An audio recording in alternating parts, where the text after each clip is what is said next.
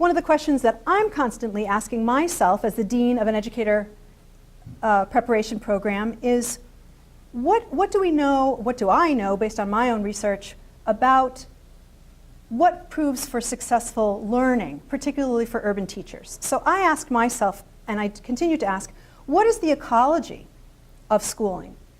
What's the ecology of teacher education? What are these multiple variables and contexts? How do we help teachers to learn from, with students, as well as about them?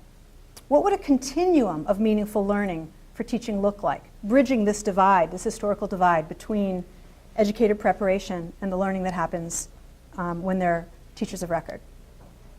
I focused on practice-focused curriculum, moving teacher learning out, not just back, so that teacher learning shouldn't just happen in the pre-service area, right? We know that, we do PD, we do all these things, but we need to think about how we look at that and to consider the conditions of learning.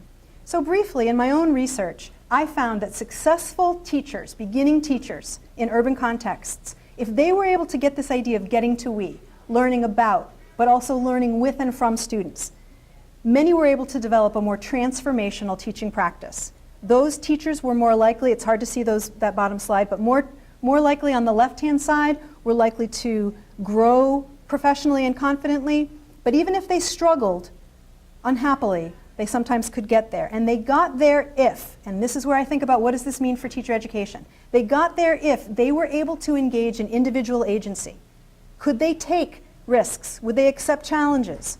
Could they determine the difference between realistic and unrealistic expectations?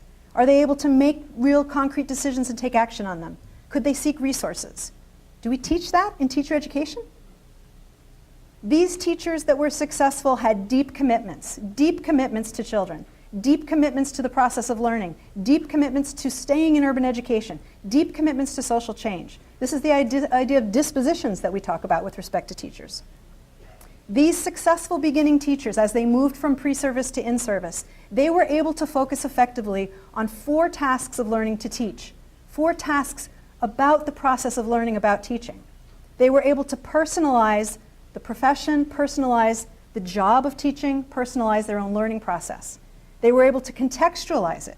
They could look at these multiple factors. They could say, these are the students in front of me right now, not some generic group of students. They were able to problematize and didn't get freaked out by problems. There were problems to solve. They were opportunities. They weren't problems necessarily. And they were able to politicize teaching and learning. They also had particular conditions in their schools. Their roles and responsibilities were clear, not muddy. Their school and classroom cultures were positive and thriving. And they got the appropriate support, and they were part of a community. So what would teacher preparation look like along those guidelines? So finally, I'm coming back to this idea of equity.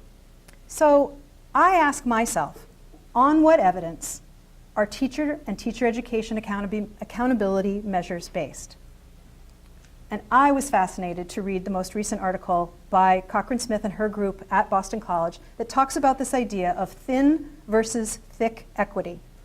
So unfortunately, what they found is that there is thin evidence for 4 of the main measures that we use in the accountability movement.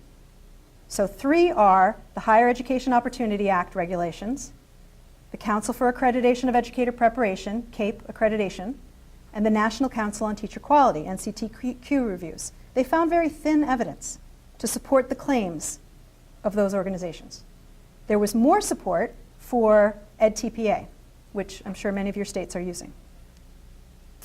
So thin equity, this idea of thin equity, assumes that teachers are the major source of educational inequality, even though this is a conclusion that's not based in evidence. There are many social structures, many systems in our country that produce and reproduce educational inequality, not just teachers. This idea of thick equity acknowledges these multiple factors, this ecology that influence student achievement, as well as the complex and intersecting systems that create the inequality in the first place. So, what are the research questions we should be asking? What's driving these questions? Which questions will produce usable information? which will result in teacher education change and improvement, not simply blame and deprofessionalization.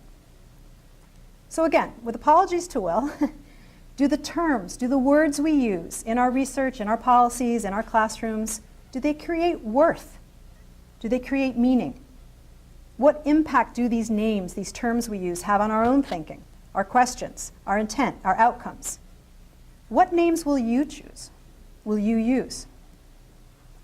I stand before you saying that as a teacher educator, as a teacher, I stand for clarity, I stand for collaboration, I stand for equity and quality, and I stand for responsibility.